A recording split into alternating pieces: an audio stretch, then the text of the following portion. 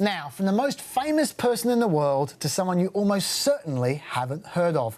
Yet over the next few decades, he may be, for better or worse, the most influential person in the Middle East. Introducing Mohammed bin Salman, otherwise known as MBS. He's the Crown Prince of Saudi Arabia, and he's in America at the moment to see Donald Trump's school project and Donald Trump's other school project, and to sit for softball interviews. Can anything stop you? Only death. But who is MBS?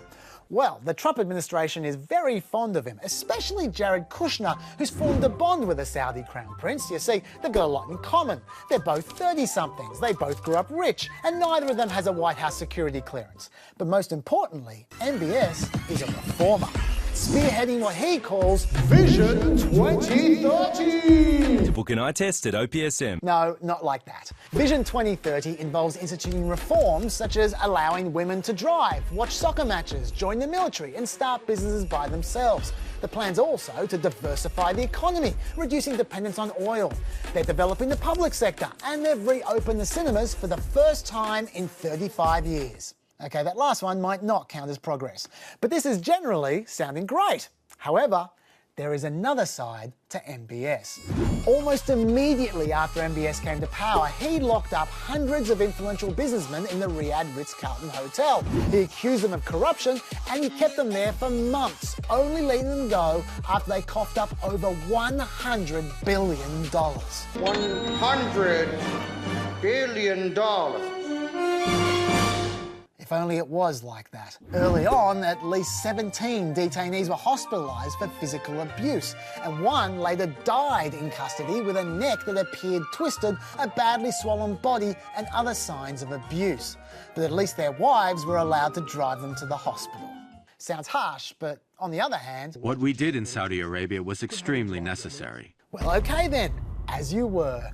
But I do wonder if it was also extremely necessary to arrest 30 clerics, intellectuals and activists in a coordinated crackdown on dissent, or if in the last 2 weeks it was also extremely necessary to jail 3 more Saudi human rights defenders for between 4 and 6 years for their peaceful criticism of the regime, or if it was also extremely necessary for 130 prisoners to be beheaded the EU came to power, and for corpses to be reportedly dangled from a helicopter as a warning.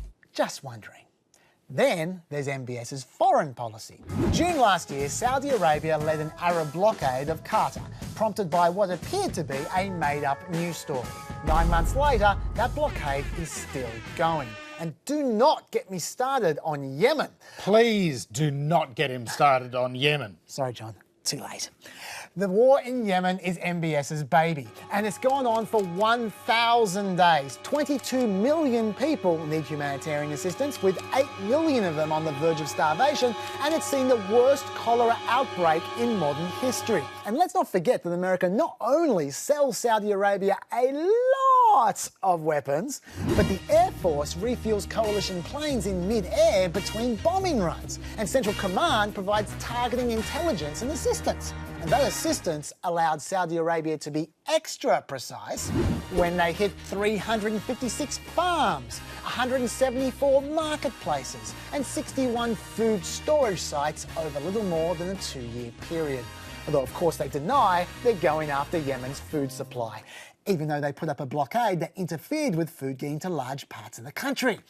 Anyway, 1 in 3 Saudi air raids in Yemen somehow keep managing to hit civilian sites, and that is a lot of air raids. According to one Saudi general, they've conducted more than 100,000 combat missions in the war so far. That is 300 a day. Do you acknowledge that it has been a humanitarian catastrophe? Children starving there. It is truly very painful. So everyone's feeling the pain then. And I haven't even gotten to the rivalry with Iran, which could well escalate into an even bigger war and potentially even a nuclear arms race. Bottom line, the West's greatest hope for moderation in the Middle East could turn out to be the greatest butcher in the Middle East and the greatest threat for the next big war. The question is, will the Saudis and Trump continue to live by the sword? Hopefully Hopefully not like that.